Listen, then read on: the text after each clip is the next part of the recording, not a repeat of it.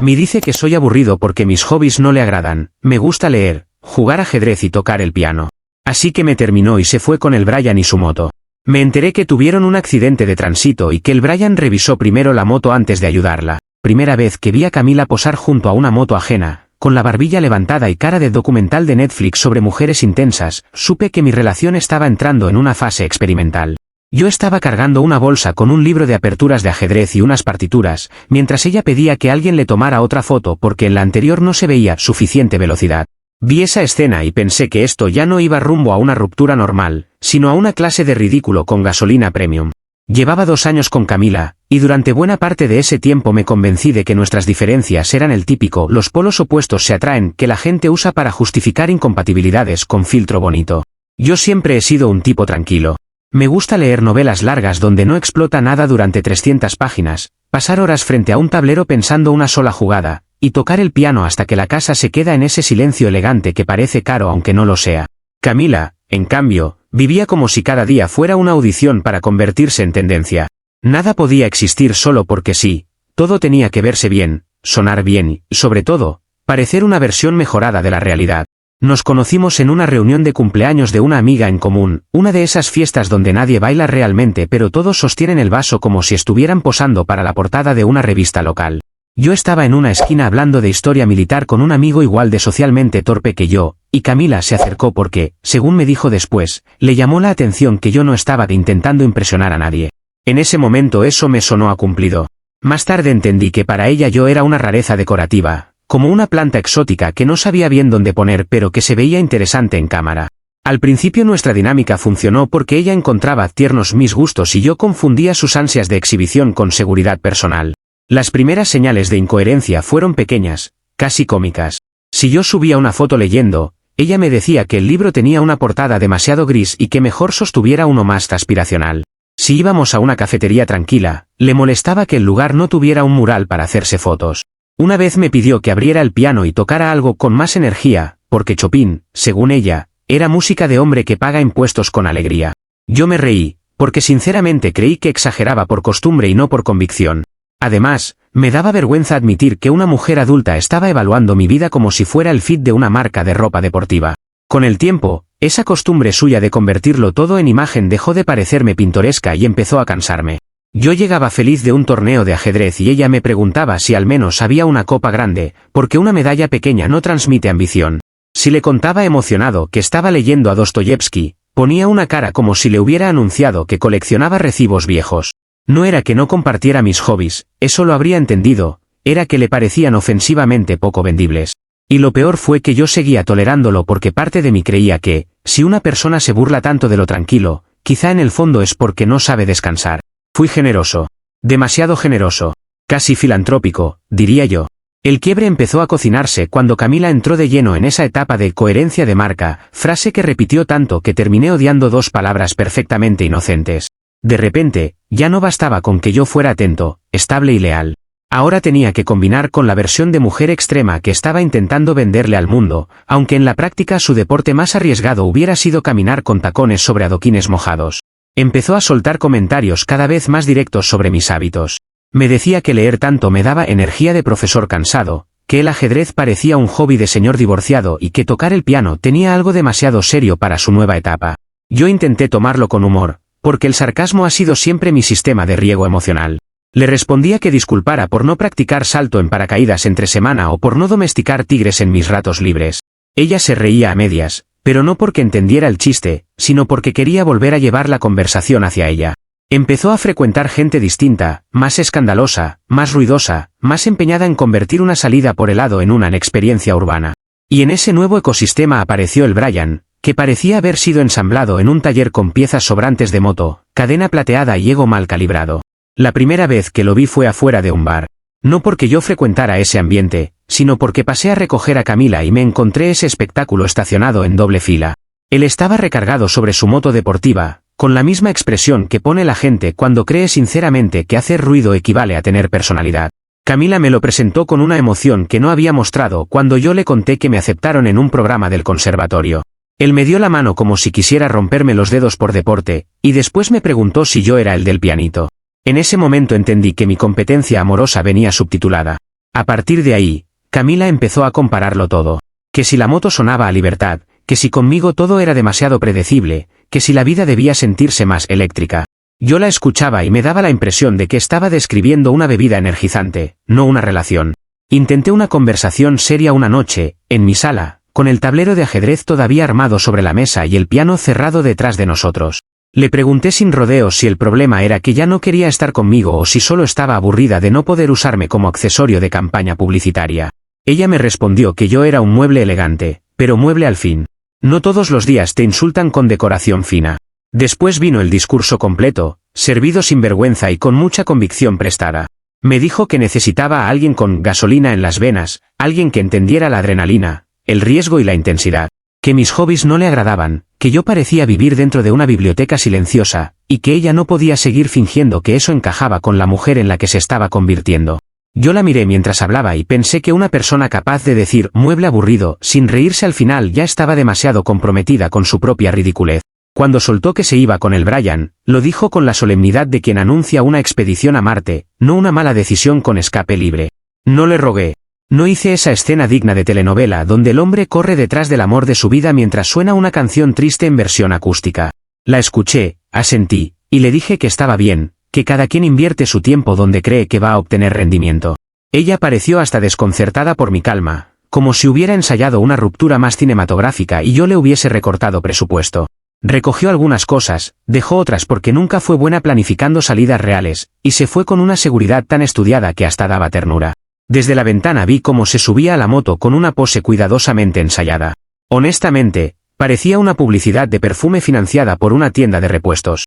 Cuando cerré la puerta, sentí algo que no era tristeza.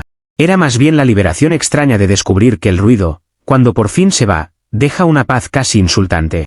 Me preparé café, me senté frente al piano y pensé que llevaba meses viviendo con una persona que evaluaba mi valor según lo bien que yo pudiera verse junto a ella. Esa misma noche terminé la inscripción al conservatorio que había postergado por pura pereza y por no escuchar sus chistes sobre mi etapa de señor europeo en ruina. También decidí hacer algo muy simple, no volver a mirar hacia donde no había nada para mí. Ni ruegos, ni mensajes largos, ni espionaje sentimental de madrugada. Eso no significa que me convirtiera en santo ni en estatua. Soy humano, tengo curiosidad y una cantidad respetable de sarcasmo ocioso. Así que cuando ella empezó a llenar sus estados con cascos, asfalto, frases sobre intensidad y canciones de reggaetón que hablan como si el amor fuera una carrera ilegal, hice lo más maduro que pude hacer, silenciarlos. No bloqueé, no armé escándalo, no intenté competir. Preferí disfrutar del silencio absoluto de mi sala, del tablero esperando una buena partida y de la idea casi poética de que alguien me había dejado por considerar que yo era demasiado tranquilo. Hay insultos que, con la persona correcta, terminan sintiendo como halago de lujo. Al final de esa etapa, mi límite quedó clarísimo incluso para mí. No iba a volver a justificar que alguien me faltara el respeto llamando aburrido a todo lo que me da paz. No iba a fingir que una moto ruidosa era una personalidad solo porque venía con chaqueta de cuero y poses de catálogo. Y sobre todo, no iba a extrañar el privilegio de ser tratado como accesorio mientras otra persona jugaba a protagonizar su propia película de acción de barrio fino. Si Camila quería asfalto, ruido y gasolina, perfecto. Yo me quedé con mis teclas, mis libros y la sospecha bastante razonable de que tarde o temprano ese estilo de vida extremo iba a pasarle factura, idealmente con intereses. Comentarios de la historia principal. Usuario anónimo 1 dice, perdón, pero si Camila se fue con el Brian por emoción, entonces cambió un tipo que lee a Dostoyevsky por otro que seguro escribe su nombre mirando una copia. La moto brillará mucho, sí, pero apuesto a que ese hombre cree que una biblioteca es un taller donde reparan laptops. La estética le ganó por goleada al cerebro. Respuesta de la OP, no te voy a mentir, el contraste cultural era tan violento que casi merecía museo. Yo estoy bastante seguro de que si le mencionas Gambito de Dama, el Brian no piensa en ajedrez sino en una marca de lubricante premium para la moto. Pero bueno, cada quien ama desde el idioma que le alcanza. Usuario anónimo 2 dice, te lo digo por experiencia y por puro chisme mecánico, esas motos que venden como vida extrema a veces se desarman solas con solo mirar un bache feo. Camila está a 2 curvas de descubrir que la libertad también se empuja caminando. Ojalá lleve zapatos cómodos, porque la coherencia de marca no infla llantas. Respuesta de la OP, lo leí como quien recibe una predicción astrológica extrañamente específica y peor aún, plausible. Desde ese comentario me entró el morbo suficiente como para empezar a prestar más atención a las noticias de tránsito locales, no por maldad pura, sino por interés sociológico con deseos de confirmación. Digamos que quería ver cuánto costaba, en términos mecánicos y humanos, esa pasión por el asfalto. Actualización 1. Un mes después de todo aquello, yo ya me había acostumbrado a una rutina demasiado agradable como para ser legal. Entre las clases del conservatorio, mis lecturas nocturnas y los sábados de ajedrez, la paz empezó a parecerme una adicción elegante. Ya no había discusiones absurdas sobre si mi café se veía lo bastante aspiracional ni evaluaciones de imagen sobre mis hobbies. Pero como el caos tiene GPS emocional, Camila encontró la manera de seguir apareciendo, esta vez en formato de historias llorosas y frases indirectas con tipografía cursiva. Todo empezó con una serie de vídeos donde ella hablaba del ruido de la libertad, con unas ojeras que contaban una historia distinta. No la escuché directamente, porque sigo creyendo en el noble arte de silenciar sin bloquear, pero varios amigos en común empezaron a reenviarme capturas por puro espíritu científico. En una se quejaba de migrañas. En otra insinuaba que no cualquiera estaba hecho para sostener una vida intensa. Y en otra, mi favorita, salía junto a la moto con una cara de mártir glamorosa mientras escribía algo sobre calmar incluso el vértigo. Eso habría sido profundamente poético si no fuera porque se veía agotada como cajera en quincena. Poco a poco, la parte económica de su nueva aventura empezó a asomarse entre los filtros. Camila siempre habló del estilo de vida extremo como si viniera patrocinado por una tarjeta ilimitada del universo, pero al parecer el Brian manejaba con la misma disciplina con la que administraba su dinero, ninguna. Me enteré, por comentarios de terceros y por la cantidad sospechosa de indirectas financieras en sus redes, de que el hombre no tenía cuenta de ahorros. Lo que sí tenía era una colección de multas por exceso de velocidad que, por volumen y variedad, ya calificaban como archivo histórico. La imagen de pareja salvaje empezó a verse menos como película de acción y más como Excel mal hecho con casco. No voy a fingir humildad espiritual, esa información me divirtió bastante. No porque deseara ver a nadie quebrado, sino porque había algo exquisitamente justo en descubrir que la gasolina en las venas salía carísima cuando tocaba pagarla de verdad. Yo seguí con mi vida, pero con una sonrisa cada vez que alguien me contaba otra mini tragedia logística del romance motorizado. Que si las llantas, que si el escape, que si una pieza importada, que si ahora no podían salir porque la nave necesitaba ajustes. Al parecer la pasión del asfalto venía con mantenimiento emocional y mecánico, ambos igual de ruidosos. En medio de ese contexto, cometí un acto de vanidad del que no me arrepiento ni un poco. Me compré un piano de cola, uno precioso, negro, sobrio, de esos que hacen que cualquier sala parezca tener mejor educación. No fue para presumirle a nadie, llevaba tiempo ahorrando y me di el gusto. Pero cuando lo vi instalado, con la luz cayendo perfecto sobre la tapa, no pude resistirme a subir una foto. Le puse como texto, la única vibración que necesito. Admito que fue un disparo con silenciador. Elegante, limpio y dirigido con mucha precisión. La reacción fue inmediata, lo cual confirmó que el mensaje había encontrado su blanco. Camila me escribió esa misma tarde con una indignación que casi merecía Marco. Me dijo que yo era un privilegiado del silencio, que no entendía la pasión del asfalto y que siempre había menospreciado las cosas que de verdad hacen sentir viva a la gente.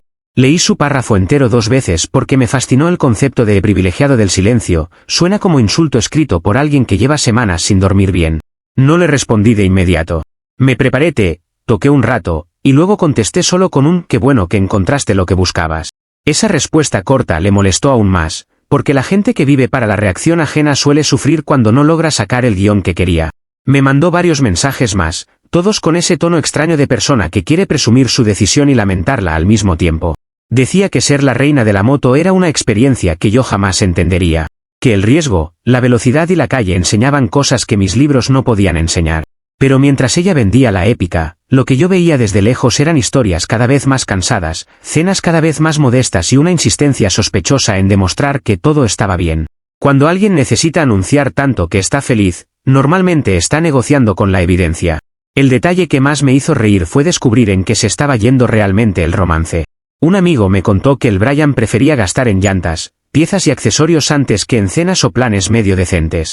No porque fuera un hombre austero con visión financiera, sino porque claramente quería más a la moto que a cualquier ser humano del área metropolitana. Yo imaginé a Camila, que antes criticaba mis tardes de lectura por poco emocionantes, ahora sentada comiendo algo mediocre mientras escuchaba una explicación sobre presión de neumáticos. La vida, cuando quiere enseñar, usa métodos bellos. Como si eso no bastara, apareció un nuevo capítulo del circo, el Brian empezó a seguirme en redes. Al principio pensé que era coincidencia o espionaje de baja intensidad, pero no. El hombre se dedicó a reaccionar a mis publicaciones con comentarios infantiles, emojis burlones y un apodo que, sinceramente, me terminó gustando más a mí que a él. Me llamaba el Teclas, como si hubiera descubierto la forma definitiva de humillar a un pianista. En una foto mía con partituras comentó algo como seguí tocando timbres, campeón. Yo no respondí, porque cuando alguien se insulta solo, interrumpir sería de mala educación. Lo verdaderamente cómico es que cada intento suyo por molestarme confirmaba que yo seguía ocupando espacio gratis en esa relación de escape ruidoso. Camila había elegido emoción, pero su nueva adquisición sentimental estaba pendiente de mí, un hombre que pasaba la tarde afinando acordes y planeando aperturas sicilianas. Eso me dijo mucho sobre la estabilidad real de ese romance. Si tú ganas, no necesitas entrar a la casa del que perdió a gritar desde la ventana. Y si gritas, lo mínimo es no hacerlo escribiendo peor que un bot cansado. Yo seguí avanzando con una serenidad que, para ser honesto, ya rozaba la elegancia ofensiva. Mis clases en el conservatorio iban bien, mi casa estaba tranquila y mis sábados tenían ese tipo de placer silencioso que no sale bien en foto pero te mejora la vida. A veces veía de lejos alguna historia nueva de Camila, ahora menos épica y más defensiva, y me daba la impresión de que estaba intentando convencerse de que seguía viviendo la gran aventura que me había echado en cara. Mientras tanto, yo disfrutaba una verdad mucho más simple, no extrañaba absolutamente nada de aquella relación. Ni su ruido, ni sus poses, ni su necesidad enfermiza de que todo pareciera mejor de lo que era. El problema, si se le puede llamar problema, es que el comentario de aquel usuario sobre la moto defectuosa se me quedó rondando en la cabeza. Empecé a prestar atención a las noticias locales de tránsito con una curiosidad casi deportiva, como quien sigue el clima antes de una final importante. No porque quisiera una tragedia, sino porque ya se veía venir que tanta pose, tanta velocidad y tanta deuda emocional no podían sostenerse eternamente sin cobrar algo. Y cuando la vida empieza a temblar por la base, a veces basta una curva mal tomada para que toda la coherencia de marca se vaya directo al pasto. Comentarios de la actualización 1. Usuario anónimo 1 dice, mira, entre el T-Classic y el manubrio sin frenos, yo sé perfectamente cuál apodo envejece con dignidad. Uno suena a tipo que da conciertos y el otro a paciente frecuente de taller y traumatología. La intención era humillarte, pero te bautizaron con clase. Respuesta de la OP, totalmente de acuerdo, a mí hasta me pareció un ascenso de imagen. Al menos mis teclas están afinadas y producen algo útil, la moto de ese hombre suena como licuadora vieja peleándose con una lata. Si eso era bullying, vino con demasiada elegancia accidental. Usuario anónimo 2 dice, hermano, me pasó algo parecido, mi ex juraba que la moto era sinónimo de libertad y terminamos comiendo arroz con agua porque todo se iba en llantas, tubos y caprichos mecánicos. La pasión del escape sale carísima cuando toca vivirla sin patrocinio. Camila todavía no lo sabe, pero va a terminar vendiendo bolsos para comprar gasolina. Respuesta de la OP, no debería haberme dado tanta risa, pero me dio. Ya para este punto yo también sospechaba que el amor sobre ruedas de Camila venía con cuotas, recargos y hambre decorativa. Si seguían así, no me habría sorprendido verla subastando accesorios de marca para financiar la siguiente salida romántica al taller. Actualización 2. Otro mes después, cuando ya creía que la historia de Camila se había estabilizado en ese género triste llamado mala decisión sostenida, me llegó un mensaje que me hizo dejar el té sobre la mesa y volver a leer 2 veces. Era de un amigo en común, de esos que no buscan el chisme pero lo administran con eficiencia casi institucional. Me puso algo muy simple, se cayeron de la moto haciendo un TikTok. Yo, que llevaba semanas prestando atención morbosa a las noticias de tránsito por culpa de aquel comentario profético, sentí una mezcla rarísima entre sorpresa moderada y la desagradable satisfacción de ver confirmada una teoría absurda. Al principio no entendí bien el contexto, pero en cuestión de minutos empecé a recibir piezas sueltas del rompecabezas. Según me contaron, Camila y el Brian habían salido a grabar una toma épica en una curva, porque al parecer ya no bastaba con vivir mal, también había que documentarlo con ángulo cinematográfico. Nadie me explicó con precisión qué querían lograr, pero me lo imaginé perfectamente, ella abrazada por detrás, mirada de catálogo, él acelerando como si fuera el tráiler de una película que jamás debió aprobarse. Lo que sí quedó claro fue el resultado. Hubo una mala maniobra, un susto, una caída y un aterrizaje bastante menos glamoroso que el que Camila seguramente tenía en mente. La joya del asunto no fue el accidente en sí, sino el vídeo que empezó a circular después. No sé quién lo filtró ni me interesa demasiado, a veces el universo también colabora con la documentación histórica. En el vídeo se veía lo suficiente como para matar cualquier resto de romance heroico. La moto terminaba ladeada, Camila quedaba tirada en el pasto gritando del dolor y el Brian, después de levantarse como podía, iba primero directo a revisar el tanque y el espejo como si estuviera evaluando daños de patrimonio familiar. No se acercó a ella de inmediato. No preguntó si estaba bien. Su primer gesto de amor fue hacia el metal. Cuando me describieron esa escena, no pude evitar quedarme callado varios segundos. No por horror, sino por la perfección temática del boomerang. Camila había dejado el mueble aburrido por un hombre con gasolina en las venas, y resulta que sí, efectivamente la tenía en las venas, porque claramente circulaba mejor que la empatía. Todo lo que ella había vendido como intensidad, pasión y coherencia de marca se resumió, en el momento crítico, a un hombre viendo si el tanque se había rayado mientras su novia gritaba en el suelo. Hay metáforas que una no escribe, aparecen solas y estacionan mal. No pasó mucho antes de que el hospital entrara en escena. Yo estaba en mi sala, practicando una sonata de Beethoven con la paz de alguien que no ha elegido el caos como pasatiempo, cuando sonó mi teléfono. Vi el nombre de Camila en la pantalla y me sorprendió más la audacia que la llamada. Contesté por curiosidad antropológica.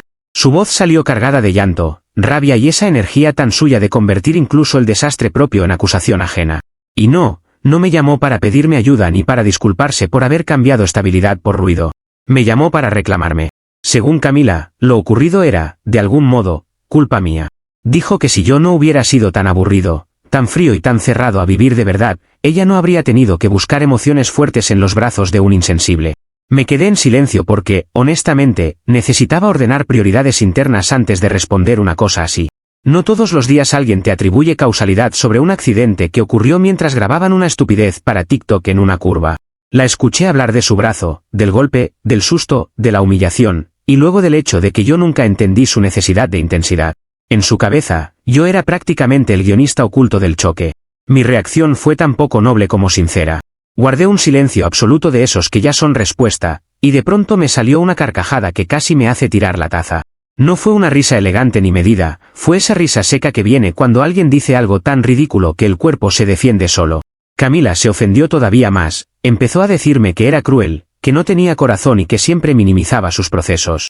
Le colgué antes de que lograra reciclar algún concepto sobre evolución emocional. Después apoyé el celular boca abajo, respiré hondo y volví a Beethoven. Nunca una sonata me pareció tan pedagógica. Por supuesto, ella intentó recuperar el control narrativo en redes. Unos días después subió una selfie desde el hospital con el brazo enyesado, mirada de sobreviviente y un texto sobre ser una guerrera del destino. Habría funcionado mejor si el internet no tuviera memoria inmediata ni gente con demasiado tiempo libre. Porque debajo de la foto apareció el comentario de El Brian preguntando, sin metáforas ni decencia, si ella iba a pagar la reparación del espejo retrovisor. Ni siquiera fingió preocupación pública. Fue directo a la contabilidad sentimental del accidente. Ahí comprendí algo importante, yo llevaba meses intentando describirlo con humor, pero el propio hombre se escribía solo como personaje. La publicación de Camila, que claramente buscaba compasión y rebranding, produjo el efecto contrario. Sus seguidores empezaron a burlarse de la coherencia de marca de supervivencia. Algunos preguntaban si la guerrera del destino también cotizaba repuestos. Otros le recordaban el vídeo donde ella estaba gritando en el suelo mientras su galán revisaba la moto con una devoción casi religiosa. Lo que debía ser un relanzamiento dramático terminó convertido en plaza pública digital. Y lo peor para ella fue que no podía ni siquiera fingir que la estaban sacando de contexto, porque el contexto estaba grabado, compartido y comentado desde todos los ángulos posibles. Yo observé todo aquello desde una distancia higiénica. No comenté, no reaccioné, no le eché leña. Ya no hacía falta. El daño venía directamente de la lógica que ella misma había elegido seguir, vivir para la imagen, forzar épica donde había vacío, y luego intentar monetizar emocionalmente cada caída. El problema es que la imagen solo protege mientras la realidad coopera, y esta vez la realidad le pasó por encima con casco y retrovisor.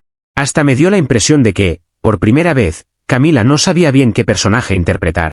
Víctima, guerrera, mujer intensa, novia incomprendida, sobreviviente chic, ninguno encajaba del todo cuando el vídeo mostraba tan claramente quién importaba menos que una pieza cromada. Aún así, una parte de mí sabía que aquello no había terminado.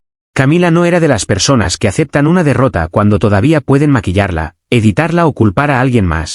Y si me había llamado desde el hospital no por ayuda sino por necesidad de encontrar villano, era porque todavía me tenía reservado un rol en esa serie mental donde ella siempre protagoniza y otros cargan con la iluminación. Así que seguí con mi vida, mis clases, mi ajedrez y mi piano, pero con esa sensación conocida de que el caos solo había hecho una pausa para cambiarse de outfit. Cuando una persona vive por la apariencia, tocar fondo no siempre la corrige, a veces solo le da una nueva excusa para presentarse donde no la llamaron. Comentarios de la actualización 2. Usuario anónimo 1 dice, ¿qué belleza de prioridades manejó ese hombre? Primero la moto, luego el aceite de la moto, después el espejo, más tarde el tanque, y por allá, en el puesto 10, Camila respirando en el pasto. Si quería honestidad brutal, la consiguió con repuestos incluidos. Respuesta de la OP, eso fue justamente lo que más risa me dio después del shock inicial. El Brian al menos es honesto con sus verdaderos amores, el metal no le discute, no le pide atención y solo exige dinero, que al parecer es su lenguaje afectivo favorito. Camila quería intensidad, y terminó compitiendo emocionalmente contra un retrovisor. Usuario Anónimo 2 dice, perdóname, pero necesito entender la gimnasia mental, cómo exactamente ese accidente es culpa tuya. Tú pusiste el bache, moviste la curva o les escribiste el guión del TikTok desde las sombras. Porque una cosa es buscar culpables y otra inventarse un villano con control del pavimento. Respuesta de la OP, yo también quise pedirle el mapa completo de esa teoría conspirativa, pero me ganó la risa. Camila siempre encuentra la forma de convertirme en el antagonista de su serie de televisión interna, aunque yo esté en mi casa tomando té y tocando Beethoven. Es casi admirable, si canalizara esa creatividad en algo útil, quizá hasta habría elegido mejor novio. Actualización 3. Medio año más tarde, cuando yo ya había archivado a Camila en la carpeta mental de capítulos cerrados con ruido de fondo, el universo decidió regalarme un cierre con una puntualidad casi literaria. Para entonces mi vida iba bastante bien. Seguía en el conservatorio, había mejorado mucho en el piano, me estaba yendo sólido en el club de ajedrez y hasta había recuperado esa clase de calma que te vuelve selectivo hasta con los mensajes que contestas. Ya no pensaba en ella más que como referencia cómica ocasional. Y por eso mismo, verla aparecer en el club de ajedrez un jueves por la noche fue tan desconcertante como ver una influencer perdida en un archivo histórico. Entró con un vestido de flores, maquillaje suave y una expresión ensayada de mujer transformada por el dolor. No exagero cuando digo que parecía haber venido vestida para una sesión de fotos llamada Renací entre libros. Mis compañeros del club, gente tranquila que solo quería mover piezas en paz, levantaron la mirada con esa curiosidad silenciosa que en ajedrez equivale a un murmullo. Camila sonrió como si pertenecer ahí fuera natural. Yo la miré desde mi mesa y entendí de inmediato que venía a hacer una de sus cosas favoritas, reinterpretar la realidad con vestuario nuevo. Se acercó con voz dulce, demasiado dulce, y me dijo que había estado reflexionando mucho en los últimos meses. Que el accidente, el sufrimiento y la decepción le habían abierto los ojos. Que había redescubierto su amor por lo intelectual, por la calma, por las conversaciones profundas y por la gente con contenido real. Me costó bastante no mirar alrededor para verificar que no hubiera cámaras escondidas. Hablaba del ajedrez, de los libros y hasta del piano con un entusiasmo sospechosamente reciente, como quien estudió mis viejos defectos para presentarlos ahora como virtudes reveladas. Era el equivalente emocional a cambiarle la funda a un mueble y decir que compraste casa nueva. Yo la dejé hablar porque cuando alguien improvisa una mentira ambiciosa, interrumpir demasiado pronto es robarle potencial artístico. Dijo que conmigo siempre había sentido paz. Dijo que tal vez confundió tranquilidad con aburrimiento porque aún no sabía valorarla. Dijo que había madurado. Hasta me soltó que admiraba secretamente mi disciplina, como si yo no recordara perfectamente sus chistes sobre mi energía de profesor cansado. Todo sonaba a casting desesperado para volver a entrar a una vida que antes le parecía poco vendible. Y aunque lo maquillaba con palabras bonitas, me dio la impresión clarísima de que no estaba enamorada de mí ni de mis hobbies, estaba huyendo de las consecuencias de sus propias elecciones. La justicia poética llegó tan puntual que todavía sospecho que el destino a veces sí tiene sentido del humor. En plena escena de arrepentimiento, mientras Camila intentaba sostener su discurso refinado frente a varios testigos cultos y discretos, la puerta del club se abrió de golpe. Y entró el Brian. No lo hizo en silencio, ni con dignidad, ni con la menor noción del contexto. Entró gritando que Camila le devolviera el casco que le había robado para venderlo por internet. Lo repitió 2 veces, más alto la segunda, por si a alguien le había quedado margen para imaginar una versión elegante de la situación. La sala entera se congeló con ese tipo de silencio que ni el mejor pianista puede fabricar. Camila se quedó blanca, luego roja, luego de un tono difícil de clasificar que probablemente se llama vergüenza en HD. Mis amigos del club, personas formales que en 6 meses me habían visto hacer sacrificios brillantes sobre el tablero pero jamás un espectáculo, observaron la escena con una fascinación impecablemente contenida. El Brian siguió hablando y detalló, sin pedir permiso al pudor, que ella había agarrado el casco porque necesitaba plata, que lo había puesto en venta y que además todavía le debía otras cosas. En menos de 1 minuto, Camila pasó de mujer renacida en la intelectualidad a deudora improvisada con salida de emergencia bloqueada. Ahí fue cuando terminé de entender el boomerang completo. Toda su obsesión por la imagen perfecta la había llevado a escoger un romance de vitrina, luego a tratar de convertir un accidente en contenido, y finalmente a venir al club a montarse una nueva versión de sí misma, esta vez intelectual, esperando que el escenario la limpiara. Pero la misma lógica de superficie que había guiado todas sus decisiones fue la que la hundió. Porque si vives para parecer, tarde o temprano alguien llega con los recibos. Y si además le robas el casco al hombre por el que dejaste a otro, lo mínimo que puede pasar es que te persiga hasta el lugar menos compatible con su volumen de voz. Mi reacción, lo admito, no fue la más caritativa del mundo, pero sí de una pulcritud moral que todavía me enorgullece. Miré al Brian, que respiraba como si hubiera subido 5 pisos gritando, y le señalé la silla vacía frente a mí. Le dije que si quería podía sentarse un momento y que hasta le daba una clase básica de ajedrez gratis. Total, ya estaba ahí. Luego volví la vista hacia Camila, y con toda la calma que me regaló haber salido de esa relación a tiempo, le pedí que se retirara porque su vibración estaba desafinando mi piano mental. Varias personas agacharon la cabeza para ocultar la risa. Una incluso tosió con sospechosa intensidad. Camila intentó salvar algo de dignidad diciendo que aquello era un malentendido, que el Brian estaba obsesionado con ella y que yo estaba siendo cruel. Pero el contexto era demasiado contundente y demasiado reciente. Nadie en esa sala la conocía como ella quería presentarse, todos la estaban conociendo exactamente como estaba ocurriendo frente a sus ojos. No había filtros, ni captions filosóficos, ni edición posible. Solo ella, su pasado motorizado reventándole la escena y un club de ajedrez entero viendo como una impostura se desarmaba más rápido que una moto mal cuidada. Se fue sin lograr cerrar bien el personaje. Y esa, para alguien como Camila, era probablemente la peor forma de perder. Después me enteré por terceros de que el Brian acabó bloqueándola y que ahora salía con una mecánica del taller. No tengo pruebas íntimas ni me hacen falta, me limito a repetir lo que me contaron y a disfrutar el simbolismo. Camila, por su parte, siguió en redes intentando una nueva mutación de imagen.